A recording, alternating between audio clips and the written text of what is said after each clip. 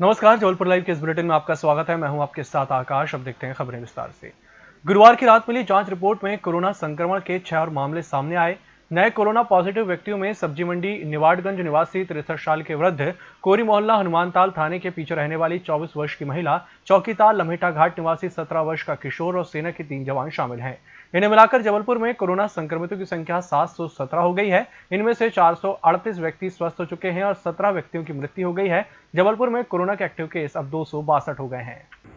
जो रविवार है, शनिवार रविवार लॉकडाउन रहेगा। बाकी के लॉकडाउन की स्थिति जो कोरोना की स्थिति है उस पर निर्भर रहेगी।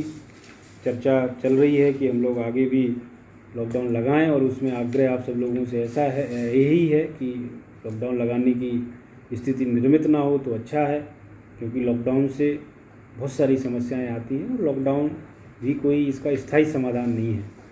लॉकडाउन लगाने की ज़रूरत पड़ेगी तो लगाया जा सकता है, लेकिन आप लोगों से आग्रह है कि नियमों का पालन करें, निर्देशों का पालन करें, मास्क पहनें, अनावश्यक बाहर ना निकलें और रोको टोको, रोकना और टोकना है सभी को और उसमें सहभागी बने।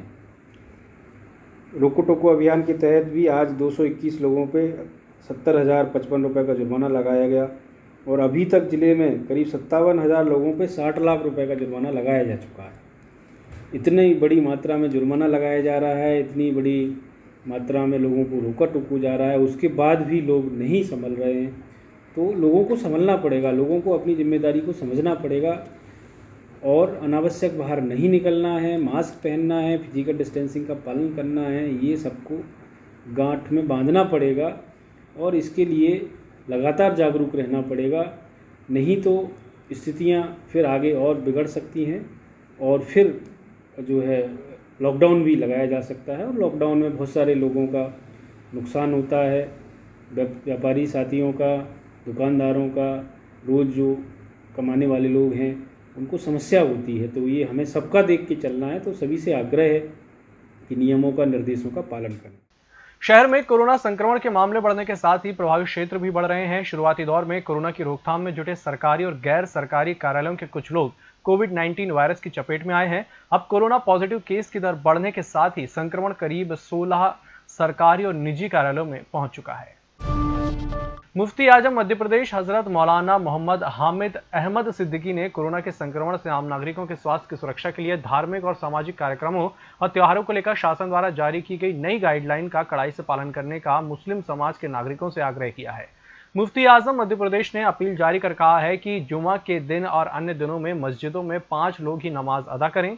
उन्होंने समाज के लोगों से घर में ही रहकर नमाज पढ़ने, मास्क पहनने और एक दूसरे से कम 2 गज की दूरी बनाए रखने का अनुरोध भी किया है।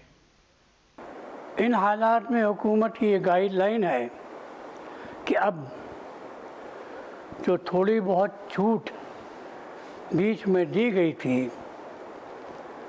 वो अब वापस ली जा रही है।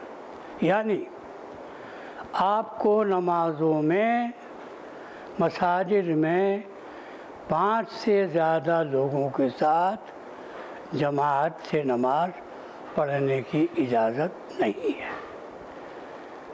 5 लोग पढ़ सकते हैं, इससे ज़्यादा नहीं।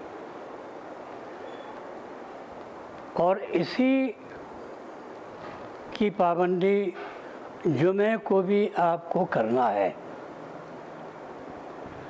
हज़रात, हालात के मद्देनज़र हुकूमत को भी कुछ इक़दामात ऐसे करना पड़ते हैं जो आपकी हिफाजत के लिए, आपकी बेहतरी के लिए ज़रूरी है। अब हमको ये हुकूमत की तरफ से हिदायत दी जा रही है कि अपने हिफाजत की खातिर हम मसाजिद में जमात के साथ नमाज 5 से ज़्यादा लोगों के साथ न पढ़ें। रेत की कीमत लगातार बढ़ रही है। जबलपुर जिले में रेत का ठेका लेट होने और पर्याप्त मात्रा में स्टाफ नहीं होने से यह स्थिति बनी है। खामियाजा आम आदमी को उठाना पड़ रहा है। शहर में अभी एक हाइबा रेत का दाम 80 से 30 हजार रुपए है। जहां ठेकेदार ने स्टॉक किया है वहां से रॉयल्टी सहित करीब 18,000 रुपए की प्रति हाइबा रेत दी जा रही है, लेकिन कार्यस्थल तक पहुंचने में 10 से 12 हजार रुपए जुड़ जाते हैं। भोपाल में प्लॉट फर्जीवाड़ा कर 2 करोड़ से अधिक की ठगी मामले में 1 साल से फरार रिटायर्ड डीएसपी का बेटा न्यू भेड़ाघाट के होटल में छिपा था। भोपाल क्राइम ब्रांच की सूचना पर तिलवारा पुलिस ने होटल में दबिश दी, तब आरोपी कार से निकलते ही हाला था। टीम ने उसे दबोचते हुए कार जब्त कर ली। रिश्तेदारी के आपसी विवाद में 2 दिन पूर्व हुए 6 लोगों की सामूहिक हत्या के मामले में चौकी प्रभारी समेत 4 पुलिसकर्मियों पर गाज गिरी है। मंडला पुलिस अधीक्षक के अनुसार लापरवाही के आरोप में मनेरी पुलिस चौकी प्रभारी और घटनास्थल पर तैनात पुलिस के 3 जवानों को निलंबित कर दिया गया है।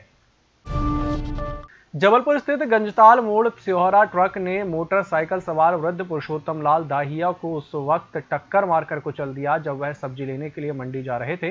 हादसे में पुरुषोत्तम की मौके पर ही मौत हो गई। मौके पर पहुंची पुलिस ने शव को पोस्टमार्टम के लिए सिहोरा के शासकीय अस्पताल पहुंचाकर प्रकरण दर्ज कर लिया है। West Central Railway employees union के महिला विंग द्वारा संचालित किए जा रहे वुमेन्स टारगेट वीक के दौरान पश्चिम मध्य रेलवे के तीनों मंडलों कोटा, जबलपुर और भोपाल मंडल के विभिन्न शाखाओं की महिला पदाधिकारियों, महिला रेल कर्मचारियों ने वुमेन्स पिटीशन पर हस्ताक्षर कर केंद्र सरकार और रेल प्रशासन के समक्ष मांग रखी। खंडारी नाला ग्वारीघाट क्षेत्र में अनियंत्रित होकर ट्रैक्टर पलट गया। हादसे में सुमित यादव के नीचे दबने के कारण मौत हो गई। वहीं मौसेरे भाई ब्रजेश के शरीर पर गंभीर चोटें आई हैं। जिले के दिव्यांगों को अब केंद्र सरकार की डिजिटल योजना के यूनिक आईडी के तहत सरकार विशेष पहचान दे रही है। इसमें दिव्यांगों को सरकारी योजना का लाभ लेने के लिए दस्तावेजों और प्रमाण पत्रों का पुलिंदा लेकर नहीं घूमना पड़ेगा। दिव्यांगों के इस यूनिक आईडी कार्ड की मान्यता न केवल राज्य में बल्कि पूरे देश में होगी। सरकार की किसी भी योजना का लाभ उठाने के लिए दिव्यांगों को इसी आईडी के तहत लाभ दिया जाएगा। योजना के तहत जिन लोगों के पहले से पंजीयन हो रहे हैं उन्हें भी अब यूनिक आईडी के लिए दोबारा पंजीयन करवाना होगा ताकि उन्हें सरकार द्वारा जारी यूनिक डिसेबिलिटी आईडी कार्ड दिया जा सके। आईडी कार्ड बनवाने के लिए जबलपुर में नगर निगम के कक्ष क्रमांक 24 में संपर्क किया जा सकता है। इस बुलेटिन में फिलहाल इतना ही। इसी के साथ मुझे दीजिए इजाजत। नमस्कार।